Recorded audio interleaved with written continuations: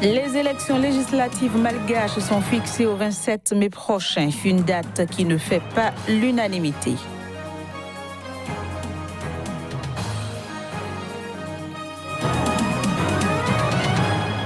Le nouveau président de la RD Congo, Félix Tshisekedi, effectuera cette semaine sa première tournée officielle à l'étranger.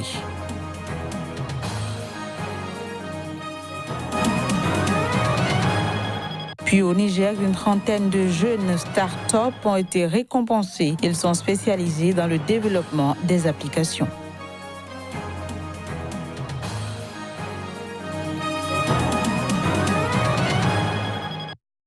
Ravi de vous retrouver en ce début de semaine. Bienvenue à toutes et à tous sur Sika TV.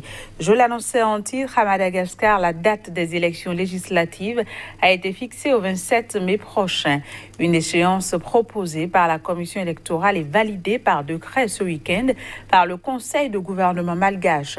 Cette date fait cependant débat au sein de l'opposition et de la société civile. Après plusieurs jours de suspense, on connaît désormais la date des prochaines élections législatives à Madagascar. Elle a été fixée au 27 mai prochain par un décret pris par le gouvernement malgache. Le mandat des députés actuels se termine ce mardi. L'Assemblée sera donc vacante jusqu'au 27 mai prochain, un vide institutionnel qui inquiète déjà la société civile. Le parti Team de l'opposition malgache, qui craignait que le gouvernement n'organise pas du tout d'élections, prend acte de la nouvelle date, même si elle aurait préféré que les législatives se tiennent plus tôt. L'autre défi de ces élections reste, selon l'opposition, la liste électorale qui, selon elle, n'a pas été assez révisée. L'Alliance Voari Gassi, une plateforme d'associations malgaches qui se demande pourquoi le calendrier électoral mis en place depuis un an n'a pas été suivi, estime que ce report va plutôt favoriser le régime en place. Le calendrier initial avait prévu les législatives au 20 mars 2019, mais le décret de convocation des électeurs n'ayant pas été pris 90 jours avant l'échéance, elle a été finalement reportée. Quant à la commission électorale, elle indique que le 27 mai est la date la plus appropriée. Madagascar doit également organiser des élections communales et municipales au plus tard le mois d'août prochain. Au Sénégal, la campagne pour l'élection présidentielle a débuté pour 3 semaines, au thème desquelles le chef de l'État sortant Macky Sall, confronté à 4 adversaires, espère être réélu dès le premier tour comme son prédécesseur Abdoulaye Wade en 2007. L'un de ses adversaires, Issa Sall, chef d'un parti proche de la mouvance religieuse, a tenu un meeting dans la banlieue de Dakar. Les images. Dakar, la capitale sénégalaise, et les autres villes du pays sont au rythme des meetings et autres activités politiques visant à convaincre les électeurs. Et pour cause, la campagne pour le premier tour de l'élection présidentielle au Sénégal a débuté ce dimanche. Face au président sortant, se présentent 2 anciens compagnons de route d'Abdoulaye Wade, fondateur du Parti démocratique sénégalais PDS, l'ex-premier ministre Idrissa Seck, candidat pour la 3e fois, et l'ex-ministre Madické Niang. Également en lice pour ce scrutin présidentiel, 2 nouveaux venus dans l'arène nationale, tous 2 élus députés en 2017, Ousmane Sonko et Issa Sall, chef d'un parti proche de la mouvance religieuse. Ce dernier a d'ailleurs tenu un meeting dans la banlieue de Dakar. Avant tout, avant qu'Issa demande d'être un candidat, Issa a déjà fait quelque chose au Sénégal. Il a réalisé l'université du Sahel ici. Donc Issa, avant qu'il est candidat, il a investi au Sénégal ici. C'est pour la Issa, c'est le meilleur candidat, c'est un candidat de valeur. Issa, c'est un candidat idéal. C'est le candidat idéal pour nous, c'est pourquoi qu'on l'a choisi. Parce qu'il est dynamique, il n'est cité sur aucun scandale politique, judiciaire ou financier. La campagne présidentielle s'ouvre dans un contexte politique tendu, marqué par des contestations de l'opposition dont un nombre important de candidats ont été éliminés par le Conseil constitutionnel. Cette édition se poursuit. Le nouveau président de la République démocratique du Congo, Félix Tshisekedi, doit effectuer cette semaine une première tournée à l'étranger. Elle le mènera en Angola, au Kenya et au Congo-Brazzaville. Voici les précisions.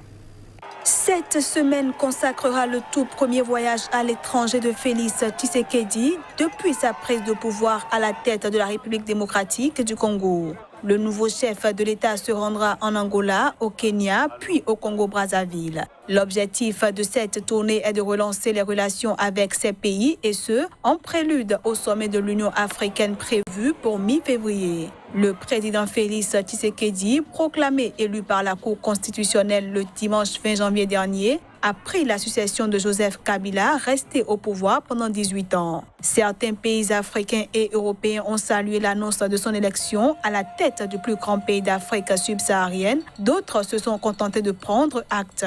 L'élection de Félix Tshisekedi, issu de l'opposition, est contestée par l'autre opposant Martin Fayulu, qui revendique la victoire et dénonce un putsch électoral de l'ancien président avec la complicité du vainqueur. Les deux opposants se sont rencontrés pour la première fois depuis la prise de fonction du nouveau président dimanche matin dans l'église de Kinshasa, où il prie habituellement.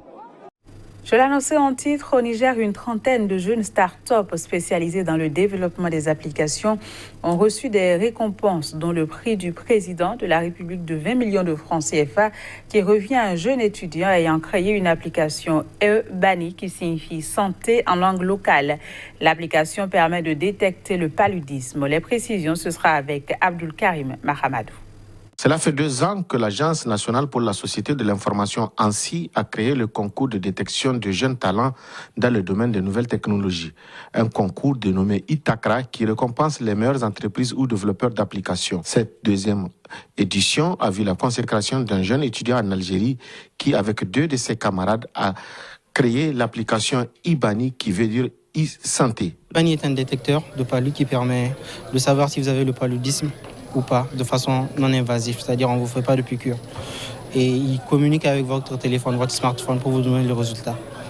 Il se base principalement sur une propriété biologique du plasmodium, qui est l'agent causal du paludisme.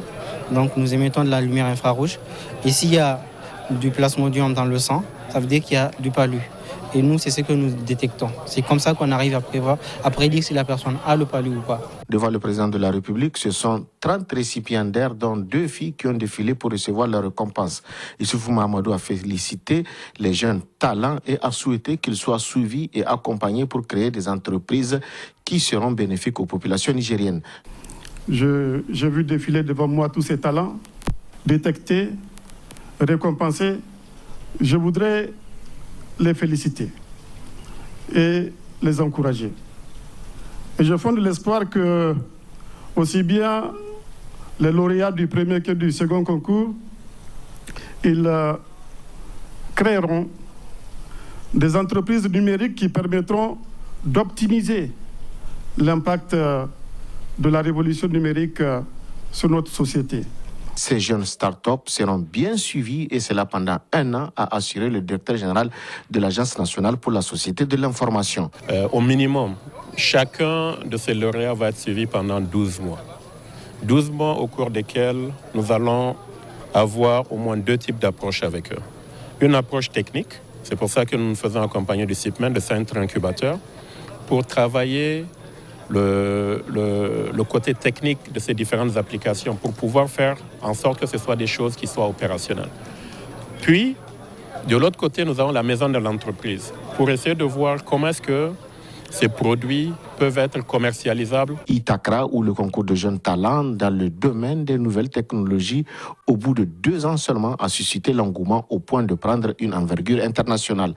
Cette année, il a en effet été ouvert à d'autres nationalités africaines, comme l'a recommandé le président nigérien Issoufou Mahamadou. En Somalie, une forte explosion a frappé ce lundi un marché densément peuplé de la capitale Mogadiscio, régulièrement ciblé par les islamistes radicaux Chebab. L'annonce a été faite par la police. Reportage. Au moins 9 personnes ont été tuées ce lundi dans l'explosion d'une voiture piégée sur un marché très fréquenté du sud de la capitale somalienne Mogadiscio. Certaines de ces victimes ont été tuées dans l'effondrement d'un bâtiment causé par l'explosion, a indiqué un responsable de la police, qui a ajouté que les terroristes ont garé un véhicule bourré d'explosifs à proximité du centre commercial pour tuer des innocents. Selon une autre source policière, le marché visé, Hamarouen, est situé à proximité des bâtiments de la municipalité de Mogadiscio. L'attentat n'a pas été immédiatement revendiqué, mais les islamistes radicaux Chebab, affiliés Al-Qaïda, ont l'habitude de mener de telles opérations dans la capitale somalienne. Chassés de Mogadiscio en 2011, les Chebabs ont ensuite perdu l'essentiel de leur bastion. Mais ils contrôlent toujours de vastes zones rurales d'où ils mènent des opérations de guérilla et des attentats suicides, y compris dans la capitale, contre des objectifs gouvernementaux, sécuritaires ou civils. Ils ont juré la perte du gouvernement somalien, soutenu par la communauté internationale et par les 20 000 hommes de la force de l'Union africaine en Somalie. En Tunisie, des centaines de parents d'élèves se sont rassemblés dans le centre de Tunis pour protester contre la grève des notes observée dans la plupart des lycées. Ils réclament également la reprise normale des cours dans l'intérêt de leurs enfants. Les mobilisations à répétition des enseignants ont perturbé l'année scolaire, la plupart d'entre eux n'ayant pas organisé d'examens au premier trimestre ni donné de bulletins de notes pour faire pression sur le gouvernement et obtenir une reprise des négociations avec le syndicat. À l'approche des examens du deuxième trimestre, les parents d'élèves craignent surtout une année blanche sans aucune note. Nos revendications sont que les enfants retournent à l'école. Leur place réelle et naturelle est au sein des institutions scolaires du début jusqu'à la fin de l'année scolaire. Affilié à l'Union générale tunisienne du travail, un syndicat de l'enseignement secondaire mène depuis des mois un mouvement de protestation pour réclamer notamment une hausse des salaires, des primes ou encore l'application d'accords conclus avec le gouvernement concernant la mise en œuvre de promotions. Puis au Venezuela, Nicolás Maduro a rejeté ce dimanche soir l'ultimatum de plusieurs pays européens pour l'organisation d'une nouvelle présidentielle. Et ce, alors que les membres de l'Union européenne ont promis de reconnaître dans ce cas l'opposant Juan Guaidó comme président dès ce lundi. Dans un entretien avec la chaîne de télévision espagnole La Sexta, le président vénézuélien Nicolás Maduro a déclaré qu'il ne ferait pas preuve de lâcheté face aux pressions de ceux qui réclament son départ. L'Espagne, la France, l'Allemagne, la Grande-Bretagne, les Pays-Bas, le Portugal ont été rejoints ce dimanche par l'Autriche qui exigeait de Maduro qu'il annonce la convocation d'une présidentielle anticipée, faute de quoi il reconnaîtrait à partir de ce lundi Juan Guaidó comme président. Quelques heures après l'expiration de cet ultimatum, Ottawa doit accueillir ce lundi matin une réunion de crise des ministres des Affaires étrangères du groupe de Lima, qui regroupe le Canada et une dizaine de pays latino-américains.